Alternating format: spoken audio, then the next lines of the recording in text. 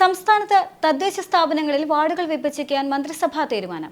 എല്ലാ തദ്ദേശ സ്ഥാപനങ്ങളിലും ഓരോ വാർഡുകൾ വീതം കൂടും. ഇതിനായി ഓർഡിനൻസ് ഇറക്കാൻ മന്ത്രിസഭാ യോഗം തീരുമാനിച്ചു. പഞ്ചായത്ത് മുതൽ കോർപ്പറേഷൻ വരെ വാർഡുകൾ വർദ്ധിപ്പിക്കും. വാർഡ് വിഭജനത്തിനായി തെരഞ്ഞെടുപ്പ് കമ്മീഷണർ അധ്യക്ഷനായി കമ്മീഷനെ നിയോഗിക്കും. സംസ്ഥാനത്താകെ 1200 പുതിയ വാർഡുകൾ വരുമെന്നാണ് കണക്കാക്കുന്നത്. വാർഡ് പുനർനിർണയം 6 മാസത്തിനകം പൂർത്തിയാക്കാനാണ് സർക്കാർ ലക്ഷ്യമിടുന്നത്. റോഡുകൾ, ചെറിയ നടപ്പാതകൾ, റെയിൽപാത എന്നിവയും അതിർത്തിയായി പരിഗണിക്കും. പുനർനിർണയ കമ്മീഷൻ പ്രസിദ്ധീകരിക്കുന്ന കരടിലെ അപേക്ഷ ജില്ലാതല അന്വേഷണ ഉദ്യോഗസ്ഥർ പരിശോധിക്കും. അടുത്ത വർഷം ഒക്ടോബറിൽ നടക്കുന്ന തദ്ദേശ തെരഞ്ഞെടുപ്പിന് മുൻപ് വാർഡ് പുനർനിർണയം പൂർത്തിയാകും.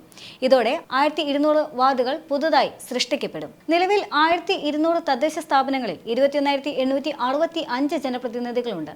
ഭേദഗതിയോടെ ഇതിൽ 1200ന്റെ വർധനവുണ്ടാകും. പഞ്ചായത്തുകളിൽ 1000 പേർക്ക് ഒരു വാർഡെന്നാണ് കണക്ക്. ജനസംഖ്യ വർദ്ധിച്ചെന്ന് വിലയിരുത്തിയാണ് പുനർനിർണയം. ചെറിയ പഞ്ചായത്തുകളിൽ 13ഉം വലുതിൽ 23 വാർഡുകളാണ് ഉള്ളത്. ഭേദഗതിയോടെ ഇത് 14ഉം 24ഉമായി ഉയരും. നിലവിൽ സംസ്ഥാനത്ത് തദ്ദേശ തെരഞ്ഞെടുപ്പിൽ ഇടതിനാണ് മേൽക്കൈയുള്ളത്. 2020 നടന്ന തെരഞ്ഞെടുപ്പിൽ മിന്നുന്ന വിജയമാണ് ഇടതുമുന്നണി നേടിയത്. 86 മുനിസിപ്പാലിറ്റികളിൽ 45 എണ്ണത്തിൽ UDF ഭൂരിപക്ഷം നേടിയപ്പോൾ 35 എണ്ണമാണ് LDFിനൊപ്പം പോയത്. 14 ജില്ലാ പഞ്ചായത്തുകളിൽ 10ഉം ഇടതുപക്ഷത്തിനൊപ്പമാണ്. ബ്ലോക്ക് പഞ്ചായത്തുകളാകട്ടെ കൂട്ടത്തോടെ LDFിനെയാണ് ഭരിച്ചത്.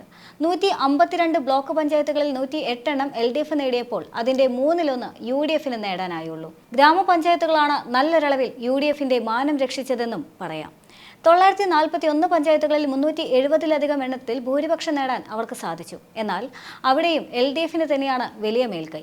500-ലേറെ പഞ്ചായത്തുകൾ ഭരിക്കുന്നത് LDF ആണ്. പക്ഷേ BJPയുടെ മുന്നേറ്റമാണ് അന്നേ ഇടതിനെ അലട്ടിയത്. നഗരഗ്രാമ വ്യത്യാസമില്ലാതെ ഇടതുമുന്നണി വൻ നേട്ടമുണ്ടാക്കിയപ്പോൾ BJPയും ഇരു മുന്നണികളോടും പൊരുതി തിളക്കമാർന്ന വിജയം നേടിയിരുന്നു.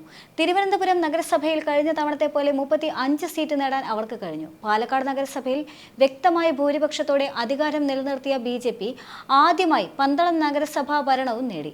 24 ഗ്രാമപഞ്ചായത്തുകളുടെ ഭരണവും അവർക്ക് തന്നെയാണ്.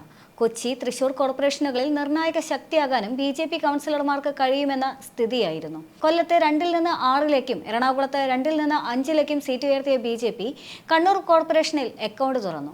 BJPയുടെ ഈ മുന്നേറ്റത്തിന് തടയിടാനാണ് വാർഡുകൾ തങ്ങൾക്ക് അനുകൂലമായ രീതിയിൽ വിഭജിക്കാനുള്ള നീക്കം. ഓർഡിനൻസ് ഇറക്കാനായി ഇന്ന് പ്രത്യേക മന്ത്രിസഭാ യോഗം ചേർന്നിരുന്നു. ഒരു വാർഡ് കൂട്ടാൻ എല്ലാ വാർഡുകളുടെയും അതിർത്തി പുനർനിർണയിക്കേണ്ടി വരും.